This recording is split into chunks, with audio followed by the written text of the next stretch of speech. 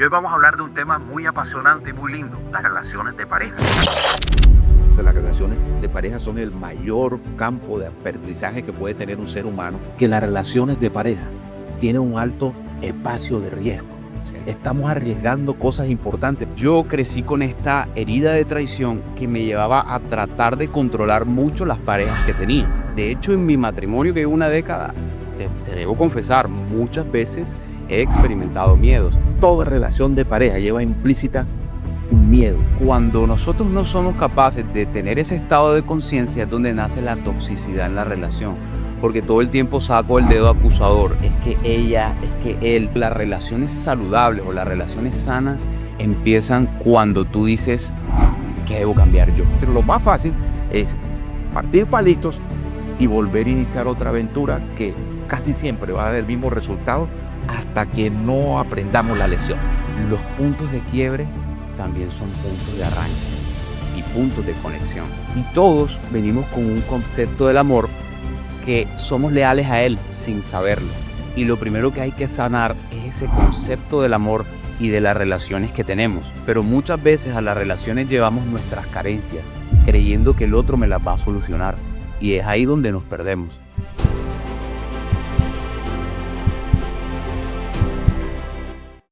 Muchas veces creemos que somos adultos que lo relacionamos, pero lo que estamos somos niños, niños sanando heridas, niños en búsqueda de amor. Bienvenidos al podcast Desnudando Verdades. Y hoy vamos a hablar de un tema muy apasionante y muy lindo, las relaciones de pareja.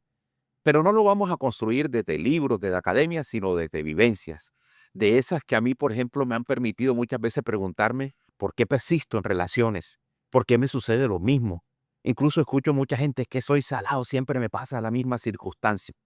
Y debo admitir algo también, y lo voy a hacer desde mí, que a veces creen que el que está aquí tiene que ser un experto académico en relaciones. Y no, yo soy un experto en vivencias de relaciones donde muchas veces no me ha ido nada bien. Así que lo que vengo aquí es a desnudar mi verdad.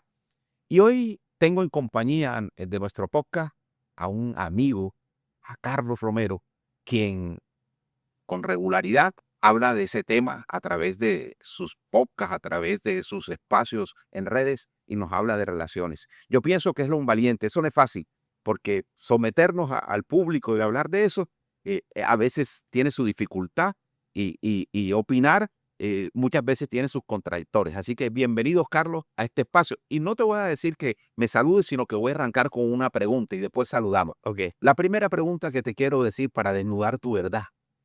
¿Qué ha sido eso de tus relaciones de pareja que te ha costado más dificultad soltar? O sea, ¿cuál es esa verdad que has podido tener oculta que Carlos le ha costado mostrar? O sea, tú no dejas que yo arranque, sino que tiras a quemarropa de una. Esta es una desnudada, papá. Bueno, para desnudar esa verdad, Luis, hermano, el miedo. Yo creo que en el fondo, todos cuando entramos a una relación sentimental, tenemos miedo a perder, miedo a confiar esto valioso que estamos entregando y que no sea valorado, el miedo a que nos rechacen, el miedo a equivocarnos, el miedo a volver a fracasar. Y siento que yo he experimentado a lo largo de mi vida todos esos miedos. De hecho, en mi matrimonio, que llevo una década, te debo confesar, muchas veces he experimentado miedos. Claramente, uno va aprendiendo a medida que los enfrenta, los gestiona y puede superarlos, ¿no? Y administrarlos porque a veces quieren volver. Pero para mí, te confieso que ha sido el miedo. Pero como me cogiste a quemarropa, quisiera saber cuál es la tuya. Bueno, y me conecto mucho con lo que tú dices y además estaba como interiorizando lo que hablabas y realmente siento que las relaciones de pareja tienen un alto espacio de riesgo. Sí. Estamos arriesgando cosas importantes porque ¿qué es el miedo? Es la probabilidad de que algo importante lo voy a perder. Así es. Y entonces yo le agregaría a tu respuesta que ha sido difícil aceptar para mí que a veces tengo miedo de amar Wow. y de perder el amor. Claro, claro. Conectamos ahí, conectamos ahí. Y no hay nada más grande que eso, ¿entiendes? Sí. Y Nos hace sentir vivos. eso es un riesgo bien válido y muy humano además. Sí. Entonces, La primera cosa que quisiera compartir y qué chévere que arranquemos con conclusiones, que toda relación de pareja lleva implícita un miedo, Así es. riesgo a perder el amor y desde ese lugar tenemos que ver si el miedo nos contrae o si el miedo nos expande. Y ahora sí, Carlos, dinos, ¿qué haces tú y quién es Carlos aquí que está acompañándonos hoy? Oye, me encanta eso. Antes de presentarme, el miedo nos contrae o nos expande. O sea, es un catalizador de lo uno o de lo otro. Totalmente. Y no podemos además abstraernos de sentir miedo porque es un sentimiento natural. Sí, Yo a veces he escuchado que ¿cómo hacemos para que el miedo no exista, para eliminarlo? Eso es imposible. Es consustancial al ser humano. Lo que pasa es 100%. que ahí lo que corresponde es mirar quiénes somos frente al miedo. Si somos unas personas que nos limitamos, que nos amarra, o si entendemos que el miedo a veces es un semáforo que nos avisa, que nos impulsa, que nos ayuda a tomar decisiones importantes en la vida. De acuerdo, bueno, me presento y te digo algo con respecto a eso. Mi nombre es Carlos Romero, así me pueden encontrar en redes, Carlos Romero Matos. Tengo 40 años, 10 años de casado, 13 años de relación, 2 hijas hermosas, profesional en negocios y finanzas, y luego hice un máster en liderazgo, neurociencia y coaching. Pero más allá de eso, me encanta este podcast porque de lo que yo hablo en mi terapia con mis clientes es de la vida, de la experiencia de vida. Te contaba que tuve mi época de vida nocturna de muchas mujeres, tuve mi época de confusión, tuve mi época cuando inicia mi relación que no fue muy sencilla y tengo ahora esta década y esta experiencia de 4 años atendiendo parejas que hoy me han dado más que una autoridad, es cada vez amar más esto, cada vez tratar de dignificar y resignificar lo que es esta palabra matrimonio, que siento que con el tiempo ha perdido valor y que la gente le ha perdido la fe. Y era lo que te quería decir, y es que tanto el miedo como la fe nos llevan a creer algo que todavía no existe.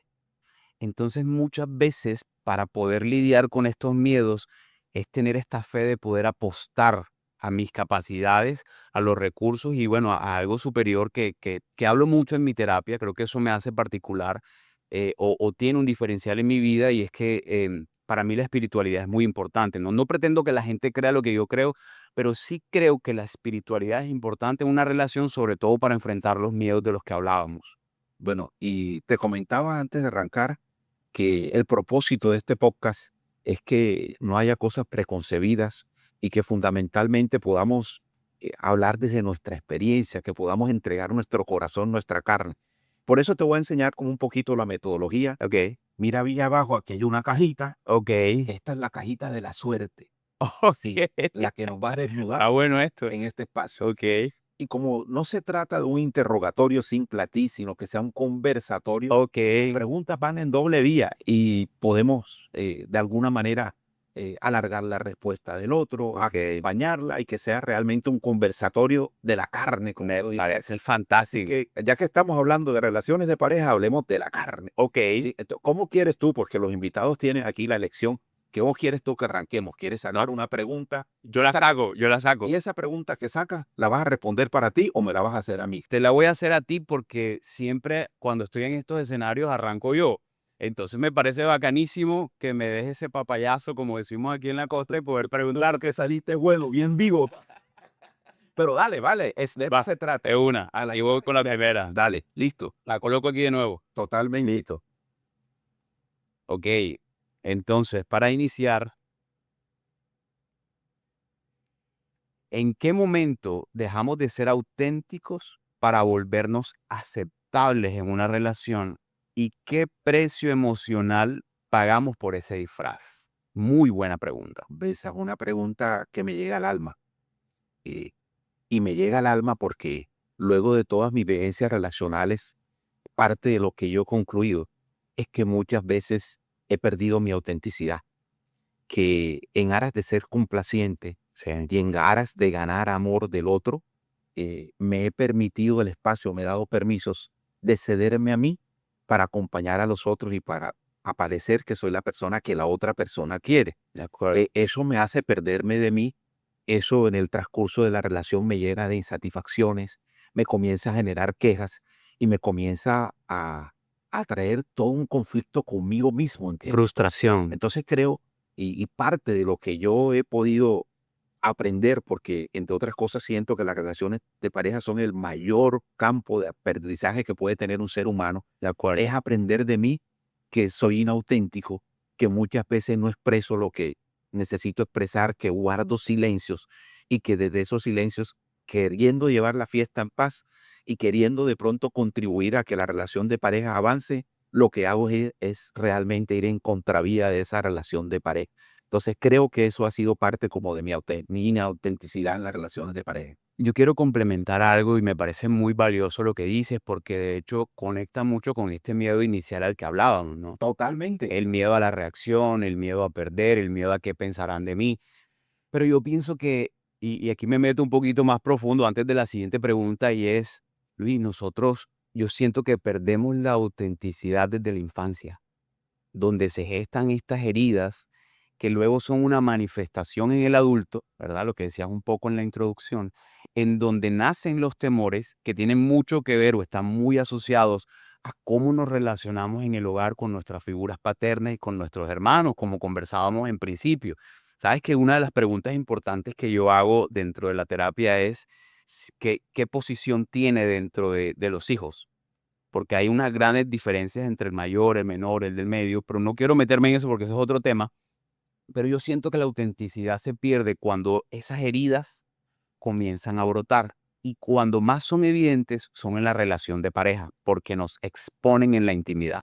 Y qué bueno que hayas traído ese tema de aquí a relación, porque cuando vamos a una terapia o cuando nosotros hacemos la observación, pensamos qué es lo que le está pasando al adulto. Y realmente lo que le está pasando al adulto es que hay una reminiscencia de su historia y que tiene que ver con lo que yo tenía que hacer para que mi papá me amara, con lo que yo tenía que hacer y mostrarme para que me viera, con lo que yo tenía que cumplir para satisfacer sus necesidades. Entonces, lo que tú has dicho realmente viene desde ahí. Y qué bueno que ya comencemos. Primero hablamos del miedo y ahora hablemos de un patrón de conducta que se repite y no porque sea el adulto, sino porque lo trae desde su esencia y de su origen. Y no es para señalar a papá ni para castigar a papá, sino que es parte de lo que nosotros ya cuando llegamos a la adultez tenemos que trabajar, tenemos que hacer conciencia, pero también tenemos que transformar. De acuerdo. Bueno, y ahora viene para ti porque ya esto no acaba aquí. Vamos a revolverla bien para que no creas que esto ni saco la mano. De una. Saca la mano Me encanta eso. y vamos a tirarte una aquí, Carlos. A ver esta que dice, ¿en qué momento te das cuenta que no estás amando, sino que te estás protegiendo? ¿En qué momento te das cuenta que no estás amando, sino que te estás protegiendo? Yo siento que eso sucede mucho cuando la relación o esta vivencia, ahorita que hablábamos de la final de la Champions y de los partidos de tenis, cuando dejó de ser un equipo, cuando tú te sientes amenazado, tú te empiezas a proteger o empiezas a cuidar eso a que le temes, donde fuiste en algún momento herido y comienza a brotar esta herida y tú comienzas a generar esto que llamamos mecanismos de defensa. ¿Qué son los mecanismos de defensa? No es más que estas actitudes que tenemos en pro de no volver a experimentar ese dolor que en el pasado vivimos, ya sea por una experiencia propia o por una experiencia que vimos en nuestras figuras paternas, hablando de esto un poco. Un ejemplo corto, mi padre le era infiel a mi mamá y es muy probable que a raíz de eso, de hecho, en mi vida personal fue así, mi papá le fue infiel a mi mamá. Y yo crecí con esta herida de traición que me llevaba a tratar de controlar mucho las parejas que tenía. De hecho, me llevaba, incluso en mi matrimonio hubo una temporada donde yo quise controlar a mi pareja y eso es un mecanismo de defensa, es un mecanismo de protección, querer ejercer ese control que nace de una herida de rechazo, no solo en mi papá, sino te contaba que también me pasó en la adolescencia. Entonces, en el momento que nos tocan la herida, tú te proteges. Ese es el momento donde yo empiezo a pensar más en mí, en cómo me defiendo, en cómo no siento dolor, que en disfrutar de la relación. Y bueno, también poder observar eso en una relación, porque entonces pudiéramos decirle a la gente que las relaciones van mostrando síntomas.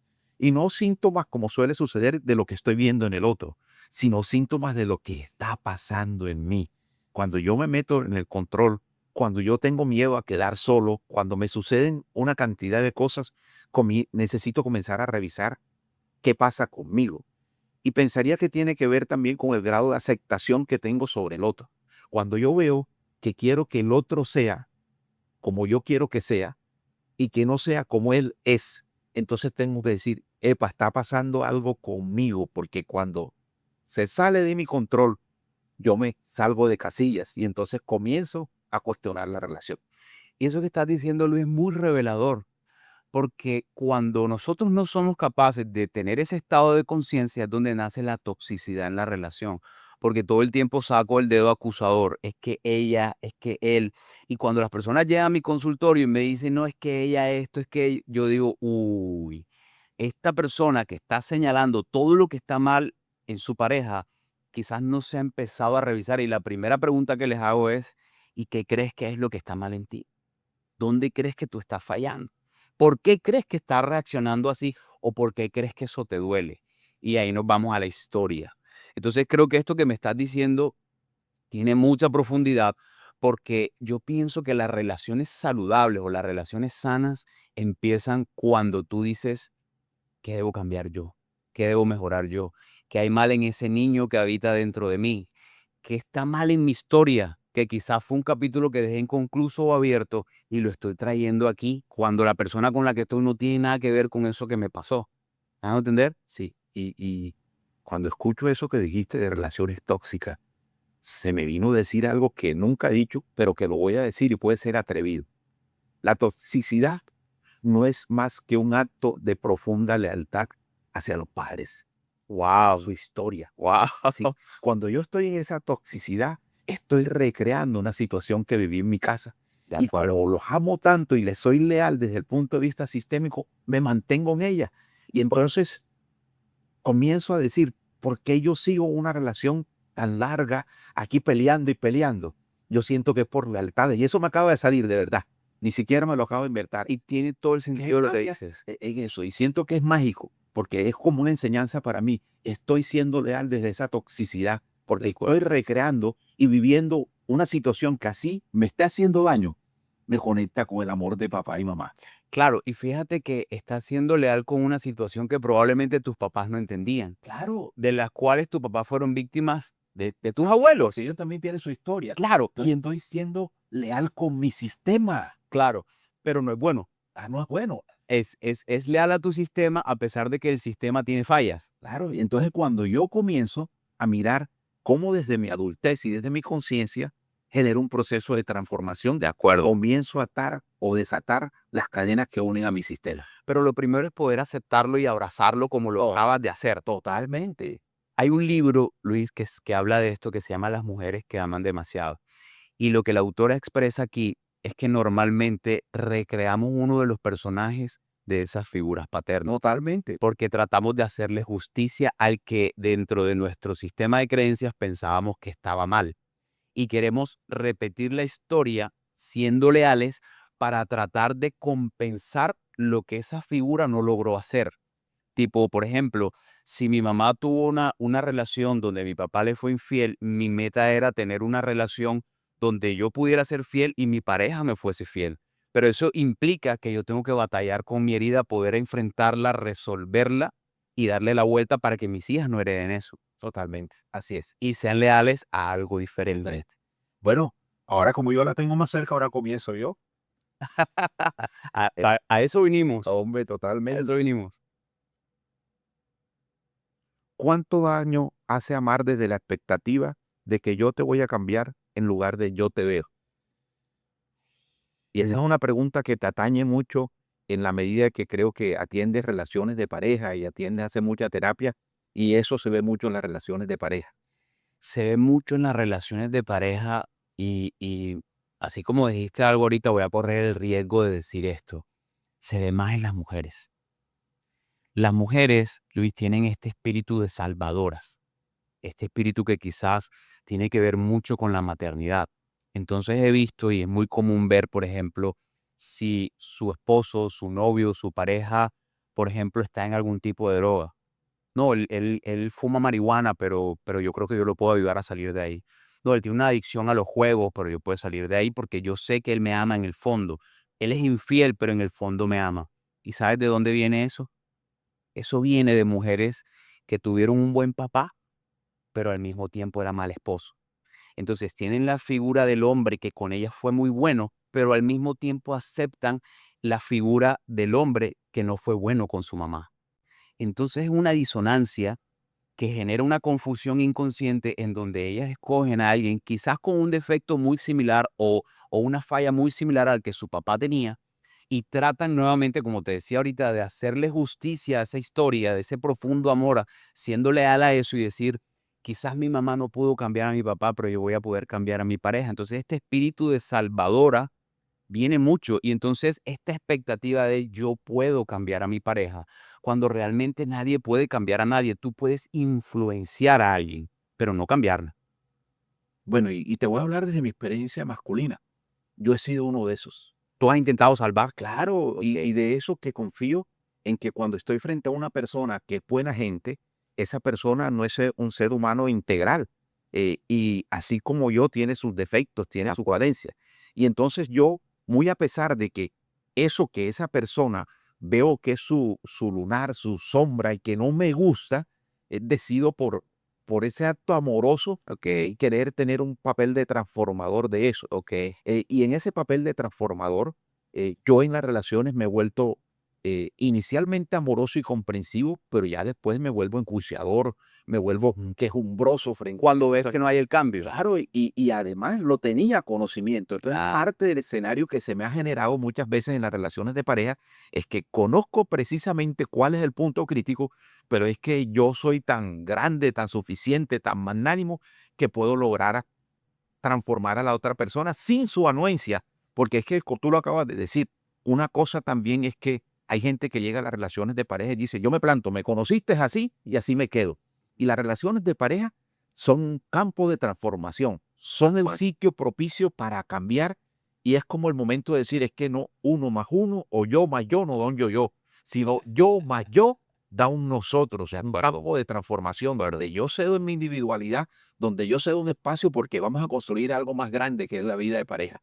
pero me encanta lo que acabas de decir, porque quizás quien nos está viendo dice, ok, eso me hace mucho sentido, es este campo de transformación, pero Luisca, Carlos, yo estoy enredado y lo que ustedes dicen tiene mucho sentido, pero ¿cómo salgo de ahí? ¿O de dónde viene el hecho de que me metí con alguien que yo esperaba que cambiara y no cambió? Y voy a explicar un poquito de eso, Luisca, porque es importante que la gente, incluso hoy que está soltera y que nos está viendo, sepa elegir, más allá de las heridas o de las situaciones Eso que es van a venir. fundamental, el proceso de elección Claro, y yo, por supuesto, y entender por qué elijo, qué es lo que me motiva. y desde dónde. Y ahora, ¿qué pasa? Normalmente, fíjate que tú dijiste algo, yo conozco a la persona y le veo la sombra, veo lo que no está bien, o sea, racionalmente tú identificaste si esa persona tiene futuro y tú puedes apostar, hacer esta apuesta de fe y decir, voy por esta relación o no. Pero el problema es que la gente ve eso y ni siquiera medita en ello, sino que se tira de cabeza porque hay un vínculo que tiene que ver con un proceso químico del cuerpo. Y entonces se ceden ante el vínculo por la necesidad afectiva y te vinculas. Y cada vez el vínculo se hace mayor. Y cuando ya estás muy unido a esa persona y empiezan a revelarse esas cosas y empiezan a venir las quejas y empieza a venir. Ahí tú dices, oye, ¿por qué yo me vinculé emocionalmente con alguien que racionalmente yo sabía que no me convenía? Y ahí es donde nacen estas relaciones, ¿verdad? Nuevamente volviendo a la toxicidad, donde todos sabemos a qué apostamos, pero volviendo a la pregunta, es porque tenemos la expectativa de que podemos cambiar a alguien. Y la pregunta que debes hacerle siendo soltero a esa persona es, oye, ¿cuáles son tus errores o cuáles son esas cosas que tú quizás crees que debes mejorar en tu vida? Si la respuesta de esa persona coincide con lo que tú estás viendo, es una buena señal, porque nosotros solamente podemos cambiar lo que estamos dispuestos a reconocer, como mencionabas ahorita. Y si yo reconozco, por ejemplo, de que yo soy iracundo, pero ahorita, antes de iniciar, decíamos, nadie expone sus errores a la hora de presentarse. Y yo creo que Un proceso de comercialización personal que muestra lo mejor de nosotros, pero que no muestra eso que no es tan bien, por decirlo, por ponerle un nombre. claro, pero para quienes nos están viendo, hey, atrévanse a tener conversaciones incómodas. Atrévanse a decir cuáles son sus miedos. Atrévanse a decir cuáles son sus deseos y sus limitaciones. Porque te digo la verdad, en mi caso, estas conversaciones llegaron después de los años. ¿Y cuántos tropezones? Luis, nosotros nos llevamos por no hablar eso al principio. Importante lo que acabas de decir. Puede ser también que tú entres a una relación y entres también con esa visión errada de lo que es una relación. Y qué bueno que en el transcurso de la relación se puedan tener esas conversaciones y se puede rectificar en el camino lo que se está haciendo. Entonces siento que también acontece mucho que en la vida de pareja, cuando nos damos cuenta de eso, lo que preferimos es partir palitos y no entender que ahí también hay una preciosa oportunidad de sanar heridas y de crecer como pareja. Entonces, lo más fácil es partir palitos y volver a iniciar otra aventura que casi siempre va a dar el mismo resultado hasta que no aprendamos la lección. Hay algo que yo le digo a mis clientes y es, los puntos de quiebre también son puntos de arranque y puntos de conexión. Entonces, ahí donde tu relación quizás está quebrada, es una señal, igual que las emociones, que el miedo, como decía ahorita, es una señal de que hay algo por mejorar. Y si tú no lo enfrentas en esta relación, quizás lo enfrentas en otra, pero al final del día tienes que solucionarlo. Y fíjate que hablando un poco de la historia, porque hablábamos un poquito de hablar de experiencias, a mí me gusta mucho, Luis, contar un poco de mi historia. Y yo viví la disfuncionalidad del matrimonio en sus dos esferas. Y tú dirás, oye, pero ¿cómo así si uno solo tiene un papá y una mamá? Mi papá y mi mamá se separan por los diferentes problemas que tenía. Y mi papá se va a muchos años de mi vida, casi a mi vida adulta, yo vuelvo a reconectar con mi papá. Es decir, yo sufrí ahí un abandono de parte de mi papá, a quien hoy quiero, admiro, honro mucho también, hablo con él. Pero lo cierto es que mi papá no estuvo en mi vida, mi mamá por trabajo se va a otro lugar, ¿verdad? Entonces ahí tengo esta herida de abandono, por decirlo de alguna manera, que por cierto, las heridas no basta con que las reconozcas y ya, es qué haces con esa información y qué haces con identificarlo. Pero entonces me voy a vivir con mis abuelos y mis abuelos estaban casados, pero no estaban. Entonces vivía en un constante conflicto de estar separados bajo el mismo techo, porque estaban casados a nivel de título, pero a nivel de relación, desde que yo tengo uso de razón, nunca la tuvieron. Entonces yo pude experimentar de alguna manera estas dos cosas y cuando yo llegué a mi adolescencia, a mis primeras experiencias sentimentales, mi concepto del amor, Luis, era algo completamente errado a lo que yo tengo hoy. Y todos venimos con un concepto del amor que somos leales a Él sin saberlo. Y lo primero que hay que sanar es ese concepto del amor y de las relaciones que tenemos. O por lo menos saber si la persona con la que estás tiene el mismo concepto tuyo. Y fíjate lo importante de esos acontecimientos en tu vida y cómo también es fundamental decirle a las personas que en cada cosa, cada experiencia de la vida hay que mirar el propósito de amor que tiene. Me Entonces encanta eso. yo cuando escuchaba ahora esto de ti, qué valioso fue el propósito de amor de tu papá y de tu mamá. Y qué valioso fue el propósito de tus abuelitos.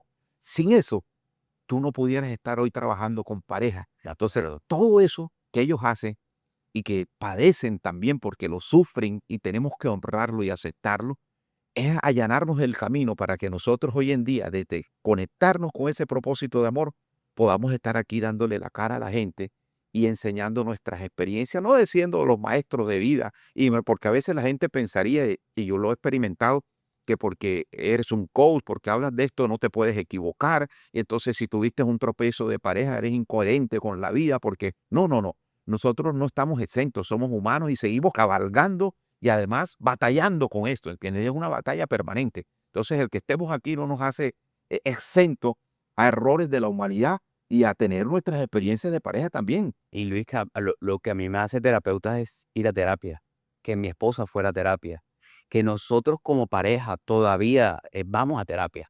Si me hago entender, o sea, yo creo que nosotros para poder dar tenemos que nutrirnos.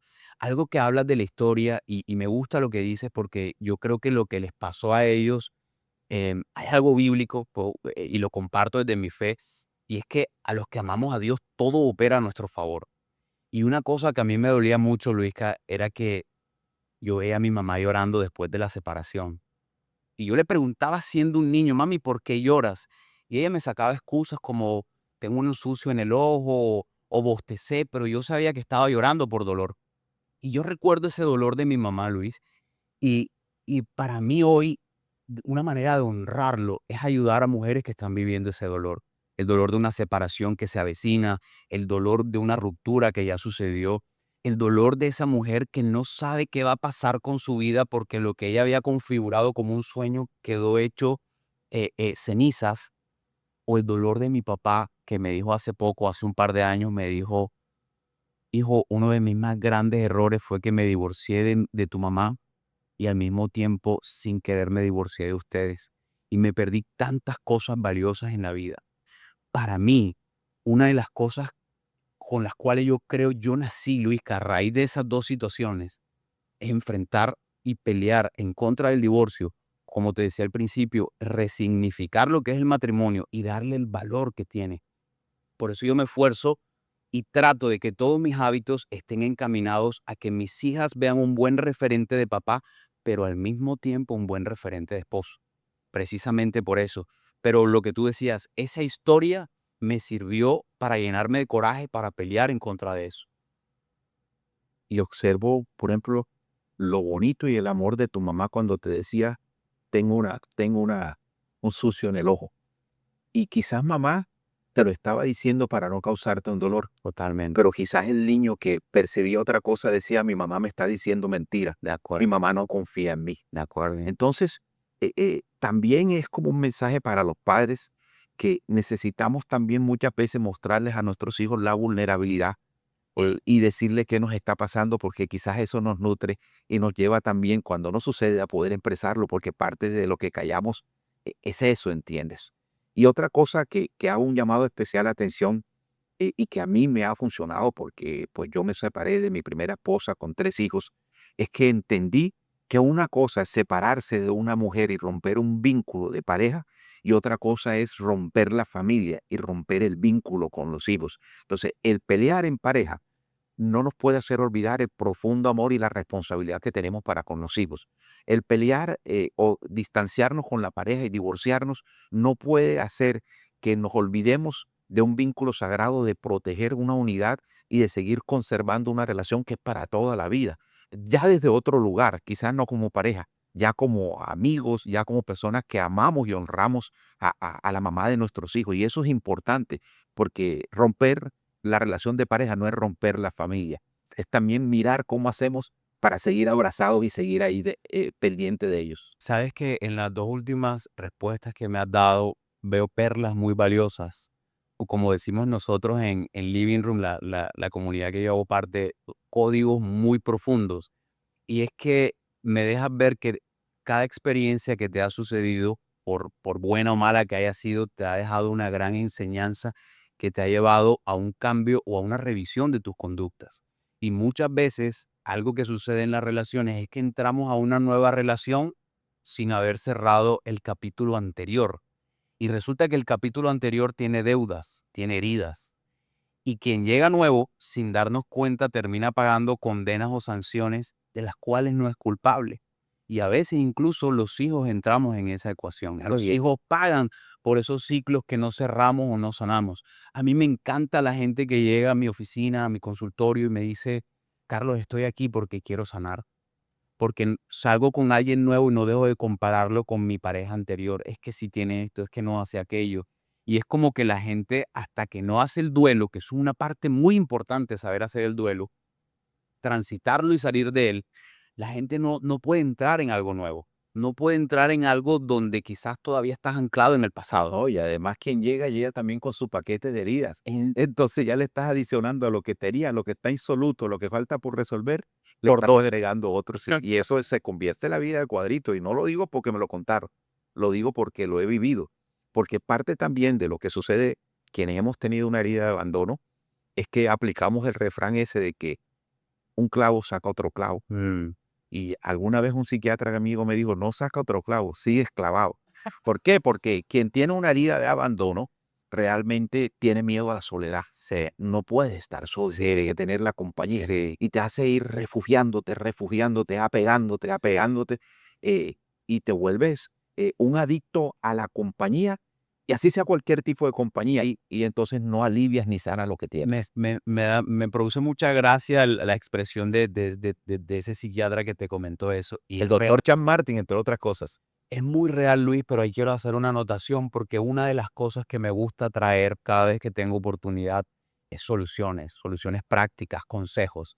Y sabes que esta herida de abandono que ambos experimentamos, es cierto, trae esta necesidad de poder sentir esta compañía porque de niños, nuestros cuidadores, nuestras figuras de apego, ya sea por trabajo, ya sea por decisión propia, por errores, No tuvieron presencia. no tuvieron presencia. Pero ojo a esto, el abandono no dice nada de ti, dice algo de una situación que vivió ese cuidador. Pero ¿cómo hacer para sanarlo o para empezar a sanarlo? Tener tiempos de solitud. Los tiempos de solitud como la oración, la meditación, la lectura, tomarte un café solo, salir a correr solo. Yo al principio corría con grupos y yo salía con estos grupos a correr, pero me daba cuenta de que yo me apartaba y empecé a disfrutar de mi soledad.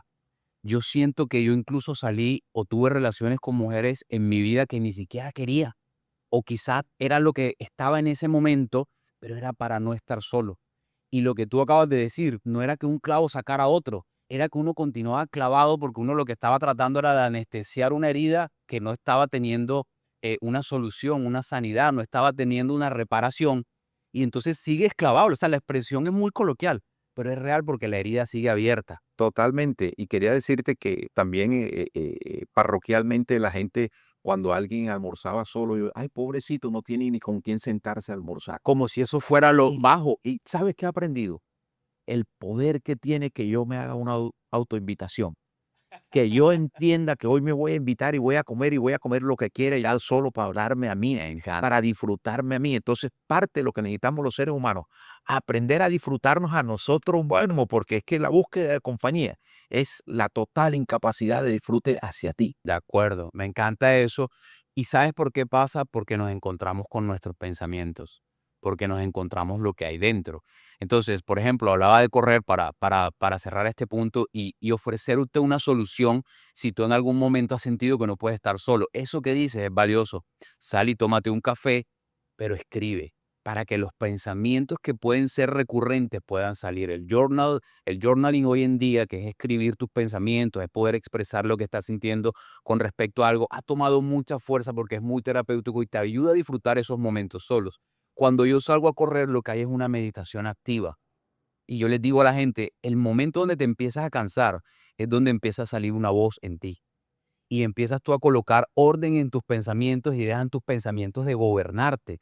Entonces, aprender a estar solo es incluso el principio para tener una buena relación con alguien más. Carlos, yo me acuerdo que una pareja me decía que yo era raro, porque yo salgo a caminar solo, ¿ok? Y para mí ese es el momento más importante que tengo en el día.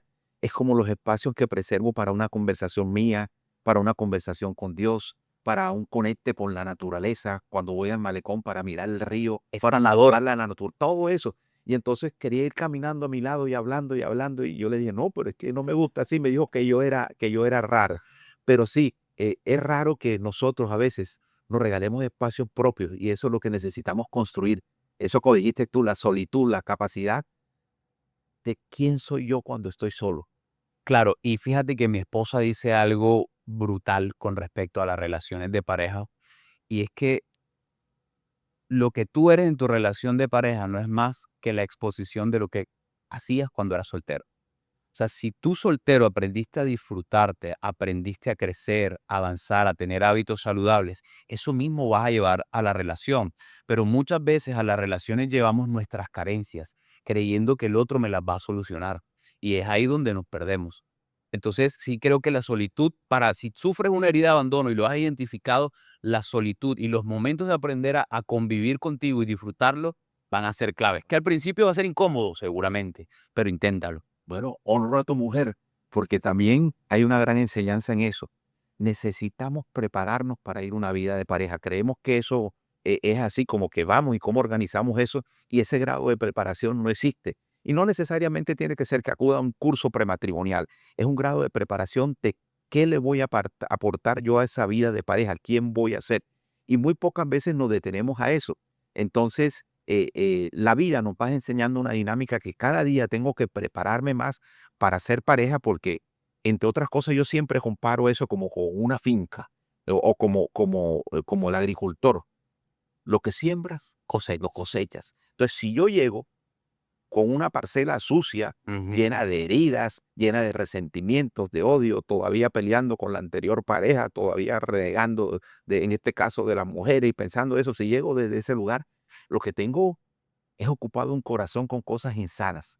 No hay espacio para los saludables. Sembrar, si siembro encima del cadillo, ahí no me va a dar nada. Entonces necesito limpiar, necesito hacer una limpieza interna que me permita que desde esa sanidad de corazón yo pueda hacer un valioso aporte a donde voy, porque es que toda una sociedad que voy a aportar, y el que llega a la sociedad a aportar notas crédito, todo lo que debo, y no a sumar notas débito, está jodido en la relación. Y fíjate que me encanta esto que dices, porque algo que yo trato de llevarle a las personas solteras es prepárate. Porque el curso prematrimonial ayuda, pero muchas veces se hace como un requisito. Claro, es una solemnidad, se convierte en eso. Claro, y Gary Chapman, que es un autor, el de los 5 lenguajes del amor, tiene un libro muy bueno que se lo recomiendo que se llama Lo que me hubiese gustado saber antes de casarme.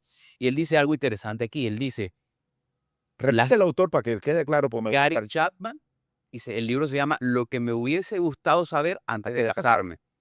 Él dice algo interesante y es, duras un año preparando una fiesta que dura 8 horas.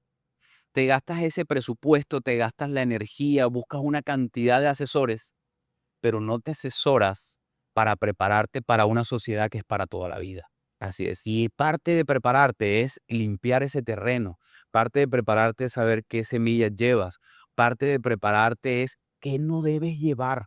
Y ahí en esa limpieza empezar a sacar, porque hay un legado de nuestros padres que honramos que no siempre es el mejor. Sabes que yo oficio bodas y una de las cosas que yo digo cuando hay estas ceremonias, hay personas que mezclan arenas. Y yo les digo, no la vacíes toda, porque hay una arena, por ejemplo, azul o rosada, o una vez casi un cachaco y una costeña, y entonces había arena de montaña y arena de playa. Y ellos mezclaban la arena de manera simbólica para mezclar la cultura de ambos lugares. Y yo les decía, no viertan toda la arena. Y ellos se preguntaban, o sea, quedaron como extrañados, ¿por qué? Y yo les decía, porque hay cosas que nosotros aprendimos en la infancia que no las debemos llevar a nuestro matrimonio, que sabemos que pasaron por cualquiera que sea el motivo, pero dejarlas atrás hace parte de saber que yo voy a crear la propia cultura en mi hogar y que no tiene que ser como lo hacían mis suegros o como lo hacían mis padres. O sea, no tiene que ver como lo hacían en tu casa o en la mía, sino ponernos de acuerdo en cómo vamos a operar aquí. Y eso hace que la construcción del matrimonio desde un principio tenga unas bases sólidas. Carlos, te quiero decir que aquí hay todavía 23 preguntas pendientes Y llevamos 2. y yo te quiero proponer que podamos hacer una versión 2, un capítulo de esto, porque creo que está muy interesante, porque creo que hemos expresado muchas cosas de nuestro corazón y que no se trata de correr, se trata precisamente de poder, desde nuestras experiencias de vida, impactar a otras personas y entregar información que les sea útil. Podrás opinar que es diferente, podrás tener otra percepción de la vida, pero lo que queremos es eso, aportar un granito de arena. Entonces, no sé si te parece que pudiéramos generar un capítulo hoy, hasta un capítulo 3, para seguir conversando de este tema que es tan hermoso y tan importante en una humanidad que realmente tiene una crisis relacional. Mira, no, por mi estructura y mis mentores y mis líderes, de lo que he aprendido, incluso de lo que conversábamos ahorita, que me estabas dando unos consejos para una conferencia que tengo mañana, me gustó algo cuando hablábamos de lo sistémico, ¿verdad? Y de la importancia de seguir este orden. Hoy fuimos generales en algo que es un universo y creo que cabe un 2 y un 3. Cabe un 2 para hablarle al que está soltero. Eso, para que se prepare. Y cabe un 3 para el que quizás estás en tu matrimonio y sientes que tienes complicaciones, conflictos y obstáculos que hoy te impiden relacionarte con tu pareja. Algo que yo hablo con mi esposa, yo tengo una cuenta que es mi cuenta personal, Carlos Romero Matos, pero tengo una cuenta que es Pareja Saludable. Y el mensaje detrás de todo lo que hacemos en Pareja Saludable, Luis, es nos amamos, pero no nos entendemos. Hay gente que se ama profundamente, pero no logra entenderse y por eso no disfrutan de ese amor. Totalmente de acuerdo. Hablemosle a los solteros y hablemosle a esas personas que se aman, pero no se entienden. Esas personas que quieren rescatar su relación. Y yo creo que se aman y que no se atreven y no han aprendido a expresar lo que necesitan expresar y que a veces lo expresamos desde la ofensa, desde la rabia y no desde el amor, porque no tenemos otra forma, no aprendimos otra forma, otro lenguaje, otro lenguaje. Entonces, qué bacano que pudiéramos hacerlo. Entonces, queda el compromiso que lo vamos Claro que sí, a tratar muy pendiente. Entonces, por hoy nos despedimos de Desnudando Verdades con mucho cariño para ustedes y gracias, Carlos, por acompañarme en este espacio. a ti por la invitación. Gracias.